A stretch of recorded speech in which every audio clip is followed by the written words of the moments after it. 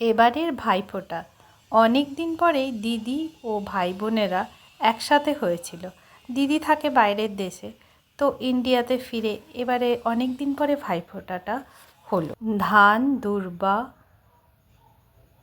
মালা, ঘুমসি, শঙ্খ, ধূপ, দিয়া দিয়ে থালা সাজিয়ে রেখেছিল দিদি।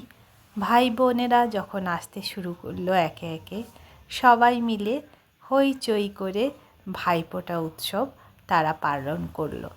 তারপরে ছিল গিফট দেওয়া নেওয়ার পালা এবং সবাই মিলে একসাথে খাওয়ার দাওয়ার শেয়ার করে হইচই করা।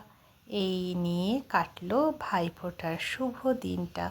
আবার ফিরে আসুক এই দিন প্রত্যেক বছর এমন সুন্দরভাবেই।